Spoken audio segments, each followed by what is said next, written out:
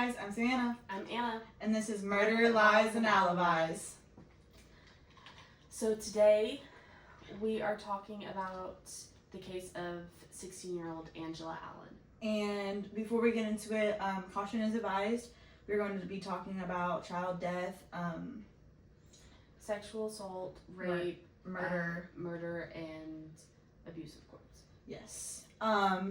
And also, when we do start the story, we just want to point out and put out there, the murderer's children are still here and around. And we did get to speak to one of the children of him. And we just want to point out there, please, if you guys find out who they are, don't harass, call, or say anything to them. They had nothing to do with this. They were young children, and they are just as much as victims as the victim as well.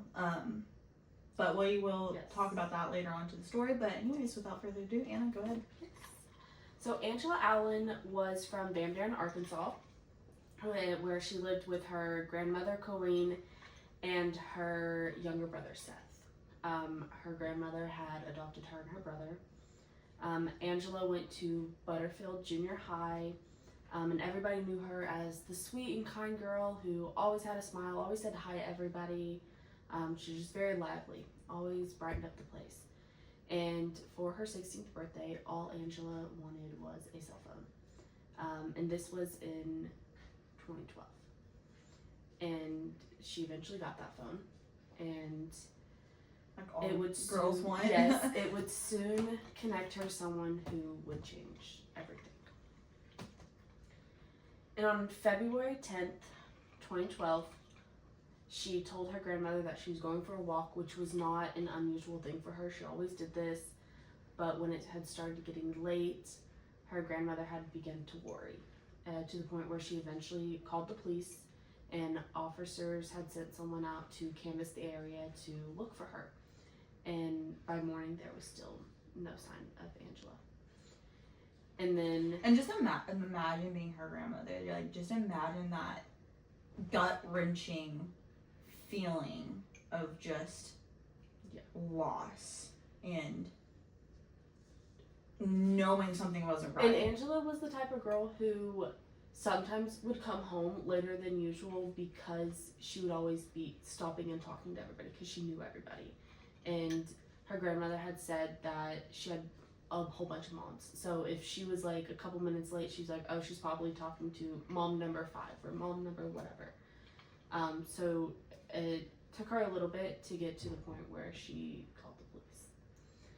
But a text had come in from Angela's phone to, I assume it was the grandmother, but I couldn't find out exactly who she had texted, but saying that Angela was on her way to Little Rock, which Little Rock was about 2 hours away from Van Buren, with her new boyfriend in a black Camaro, which was very unlike her. And while police continued to search the Van Buren area for Angela's biological mother, Miss Dixon, who lived in Little Rock at this time, began to search for her there, just in case. Mind you, Little Rock is one of the biggest places. It is the capital of Arkansas. Yeah, so it is one of our biggest towns. But while that was happening, investigators worked on getting subpoenas to go through Angela's phone records and find out, what was on her phone.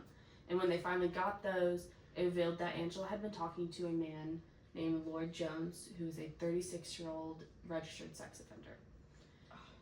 Jones had been arrested in 2011 for holding a razor blade to a girl's throat and raping her. He was arrested, and due to his sentence being suspended, he was released in 2008. And I'm sorry. And this will come in later in the case about if he would have just been stayed in jail, this would have never happened. Another fucking case where the system fucking failed. Yes, if his sentence hadn't been suspended, then maybe... No, she would still be here because he would have been in jail. Yes. Never would have had the opportunity to do this to a 16-year-old. Just saying. But police did bring him in for questioning. And at first, Lloyd had said that he had met Angela. And when he realized that she was only 16, he panicked and he left because Like, he just panicked and left, and he had said that Angela had been picked up by a friend in a black Camaro. And I'm sorry, he is the ugliest human fucking being ever. This guy, ugh. Anyways. But the police kind of, detectives and stuff, after he had said that, questioned it a bit. It, seemed a little... Something just didn't seem It right. didn't fit. It was off. And in the message between him and Angela had told him her age. So he knew. Again, you were 16. fully aware of how old this girl was. Yes. And when confronted with that, Lloyd changed his story. And he then said that they were hanging out by the banks of the Arkansas River. And Which is also weird. There he panicked and he violently pushed her into the water. Which again, just walk the fuck away. Yeah. And so the police searched the river, but they found nothing. Like, nothing was in the river. They didn't find any signs of anybody being down there. They couldn't find anything. And then they checked some more of her phone data to see, like, her locations. This phone data doesn't lie. Her phone never pinged near the Arkansas River or in Little Rock. So she wasn't there. But it did ping in the Lavaca, Sebastian County area where Lloyd was living. And officers went to Lloyd's home where he lived with his girlfriend and his ex, which is weird, first of all. But the girlfriend had told the police that Lloyd couldn't have done it because he had been working on a cabin they were building on a relative's property. And she remembered him coming home covered in mud from working on the floor of the cabin.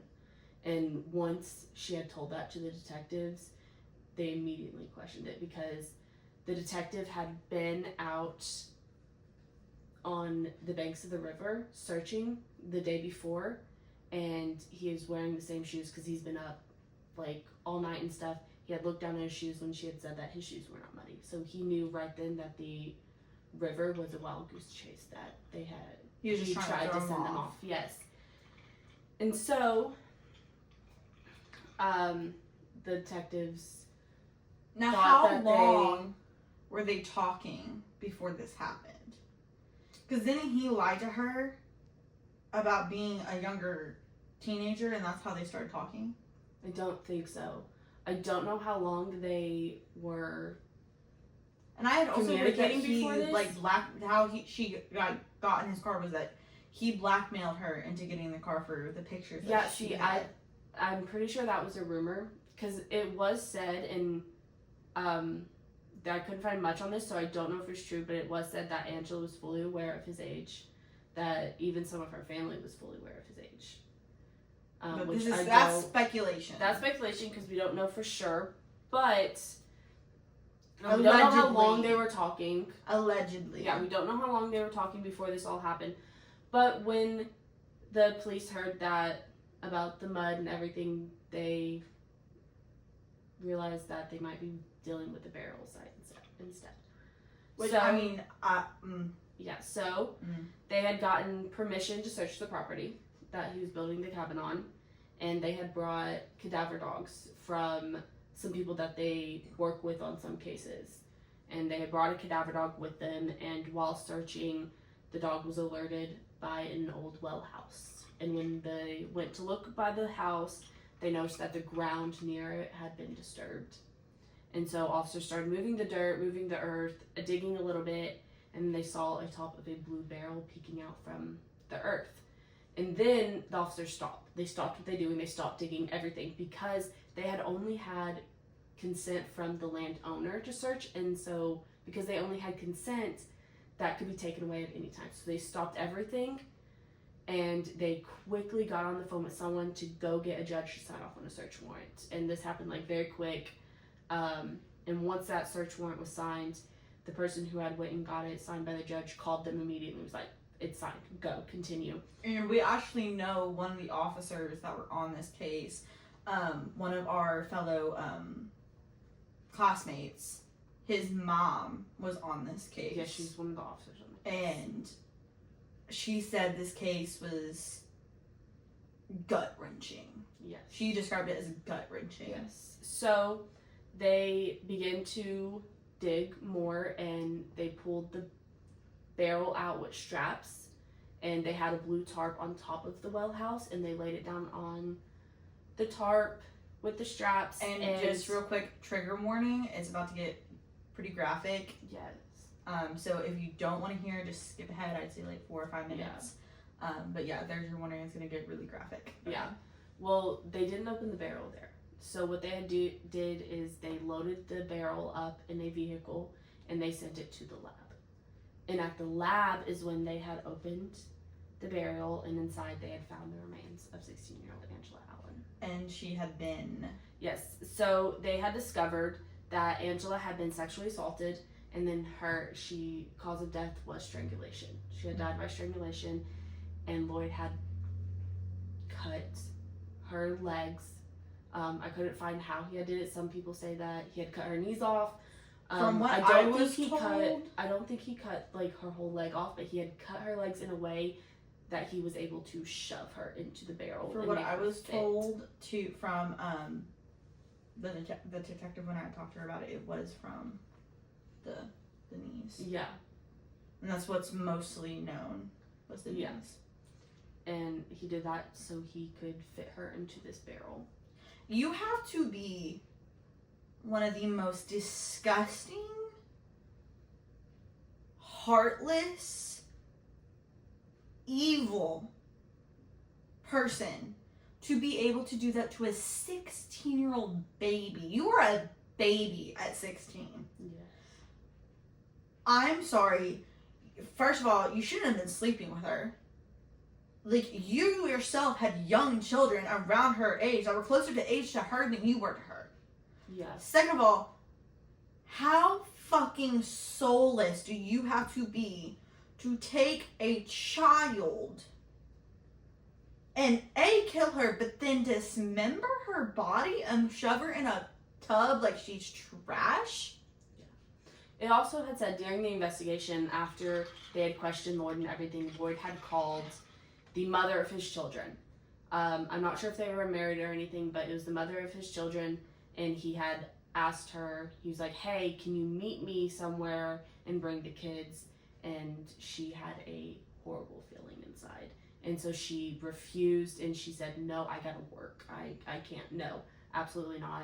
Which, And honestly, thank God. fuck. Thank fucking God. 'Cause I don't even want to know if he was like planning, if he did it just And because again, he knew he was going to get caught and he wanted to see them, or if he was planning to run with them. Absolutely not. Or use them as hostages at that point. I Like, am so happy that their she mother had that was. I'm so maternal happy she instinct. had that gut wrenching feeling because you don't know what he would have done. He already did this to someone else's baby.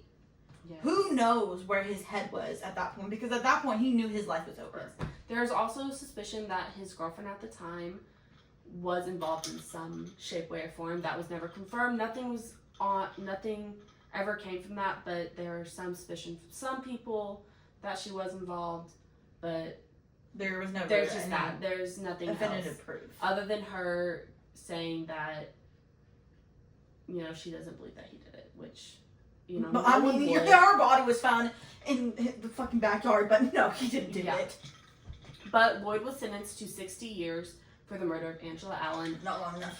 No, but he was 20 years on 2 counts of child pornography charges and 10 years for the abuse of a corpse without parole. Now, Angela's grandmother, Colleen, had set up a fund page to cover her funeral costs, and all of the extra money that was left over after her funeral, Colleen had donated to the Morgan Nick Foundation, who helped them during this. And if you want to learn more about the Morgan Nick Foundation or Morgan Nick's case, We will also link that in our show notes, and we do have a video about that. We do have a video. But all of the extra money from that did go to the Morgan Nick Foundation. And in 2013, which this makes me happy and then just brought me down. But in 2013, a year after this had happened, a proposed bill called Angela's Law was introduced to the House.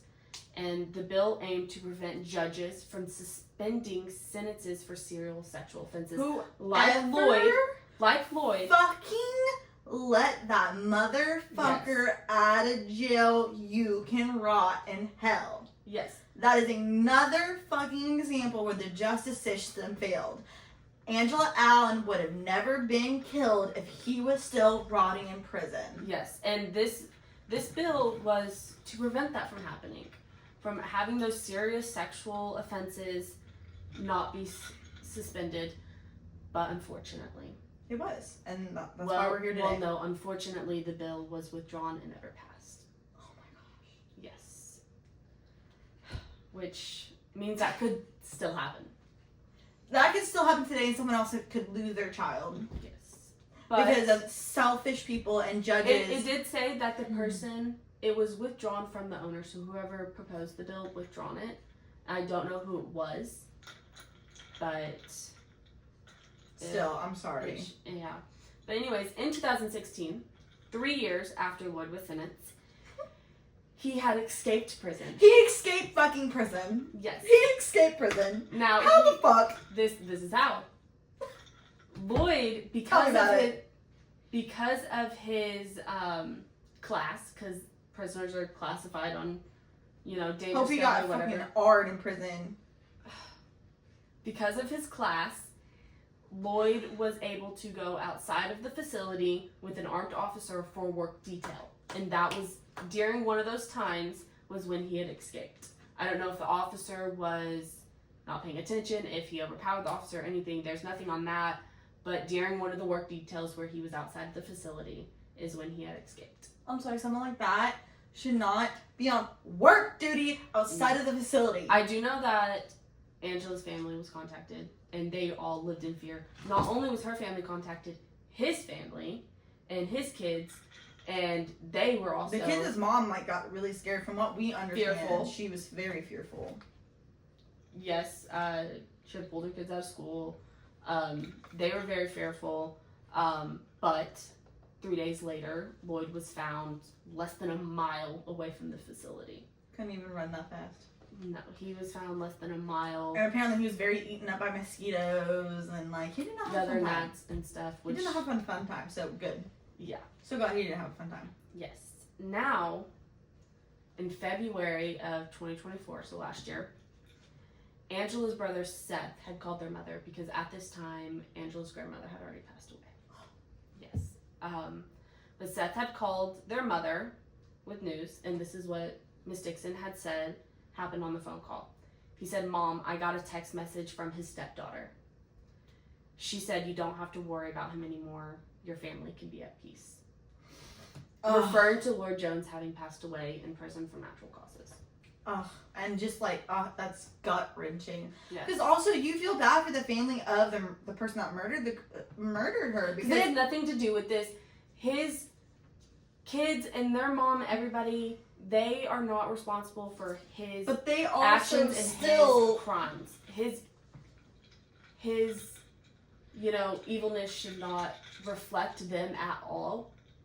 But they also lost a father that day. They also lost their father, and I feel bad for the kids for that fact of losing their father. I mean, I wish they never would have had him as a father, obviously.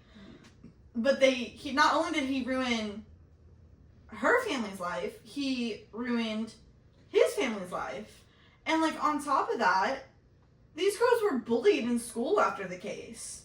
They moved schools because they were harassed. Death threats and you have to be a very sick individual to do that to another child. yes. Because they were children at the time. Yes. Also, Angela's mother had said, "He took something away from me, and I'm glad he's dead. I don't wish that on anybody, but the Bible says you reap what you sow. When my son told me, I went up to her grave. I told her, baby girl, now you rest in peace. It's over." Oh, and that is so just, Because a mother should never have to bury visit the child. her daughter at a gravesite, let alone tell her. And she was a baby. You were so young. I look back and I think about my 16-year-old self. You are a baby. Yes. And let me say, yes, Angela and her brother Seth were adopted by their grandmother. And why that is their mother was going through some rough stuff, and she had allowed her parents to adopt them. She wanted her parents to adopt them because that was best for her kids in that moment. I'm glad she saw that, because most parents won't see it like that. Most parents will not see it like that. But her mother did, and yeah, it's heartbreaking. But because let's not forget, he was raping her. He was raping her because she was a child. She was under the age. That is rape. yes, Just want to point that out. yes. I want to make that very clear. Yes. But her story is a reminder of how dangerous online predators can be, and how, one moment of trust can lead to tragedy. So be safe. And carry pepper spray. Yes. And I just want to take this moment to remember her for who she was, and how sad it is that she's not here and she didn't get to grow up and experience the world. And I can say that the school that Angela went to, it was Butterfield Junior High. I had attended that school for a little while, and to do her justice, they hold a big ceremony for her every year. They watch her documentary. They have like donation stuff where people can donate to different things, and they remember her. And my guidance counselor, when I went to that school, was her guidance counselor, and she always talked about her. And it's just so sad. Her life was taken so soon, way too soon, and it's just so sad to think about. Like, she was 16. She fell in love with someone who was a predator, who preyed on that vulnerability. Mm-hmm. And again, this was someone who was already, like, people knew that he had done this. Like, obviously he hadn't murdered before, but he had done stuff like this before, because he was a registered sex offender. He had been in jail, he had been in prison for stuff like this before, and he never should have been out of prison, let's just say that. And I could never imagine ever having to go through that. But, like, again, like, the grandmother, the brother. The brother is, I think, what I gets me most could not because have imagined being those being those detectives, yes, pulling her out of that freaking. Her brother is, I think, what gets me most, because that sibling bond is one of, like, it is a bond like no other, especially when you go through hardship, like having to live with your grandmother, and, having Not already that hardship of your mom, and their dad was not in the picture. They didn't have a dad. And having to already have that trauma, and, having her brother, you're already bonded like that and stuff. And I just don't know what her brother's feeling. I can't imagine anything like that happening to one of my siblings. And, I used to sneak out all the time and go places I shouldn't, and go with people that I really didn't know. And I was talking to older people at 16. And there was one time that I did run away, and I was gone for 3 fucking days. And I remember when I got back, the detective that was on Angela Allen's case was the one who found me. And I remember her telling me about this story, and just like, I didn't know if we were going to find you in a blue tub, Savannah. I did not know if we were going to find you alive. And I remember that sticking with me so much for the rest of my life, like growing back up.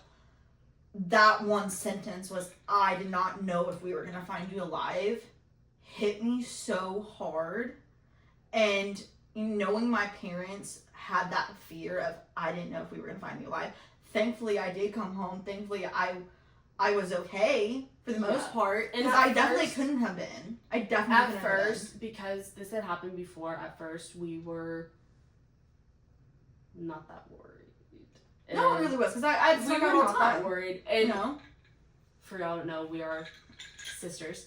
But we weren't that worried because you had done stuff like this. You had been gone for a over couple 24 days, hours you know, before. but never once it free. had got over that like 24-hour mark, that's when we started to get worried.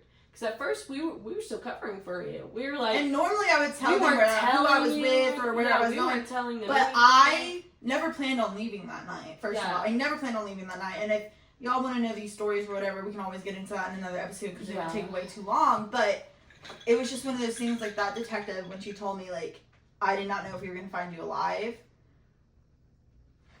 She sadly didn't find this girl alive. They sadly didn't find this girl alive. She was gone. She was dead. And I think this happened in such a modern and short time. Like, like it could happen within like an hour. And it can happen to anybody. It can happen to anybody. I'm sorry, the cat, dude. Anyways, this is not. That did hurt. He dug his nails into my leg. But yeah, it's just this case. I mean, we heard about it at school. I mean, it was another one of those cases where our small town knows about it, but like not. Also, speaking of that, not only about like everything just awful with this case, but Lloyd's kids now had to hear about this all the time because this is one of the cases that the Morgan Nick Foundation, they do awareness a lot in schools around the area, and so they'll share some of the cases to bring awareness, and they do this to children and technical difficulties. But this was one of the cases that they shared a lot, and his kids had to sit in that gym listening to everything.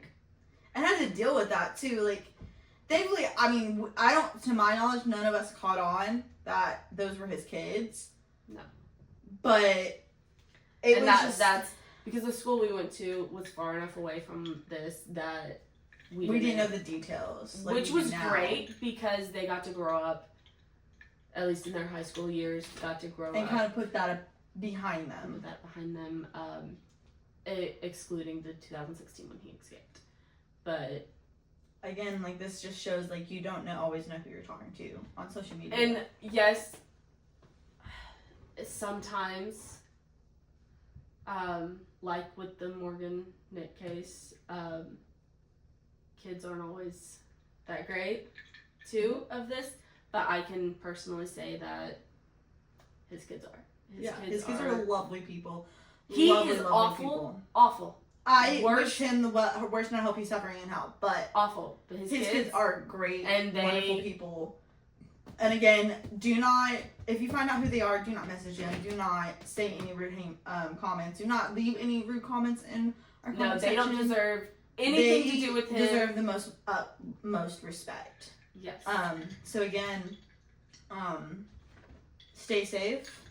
Carry pepper spray. And we'll see you next time, guys. Yes. And this is Murder, Lies, and Alibis. Bye.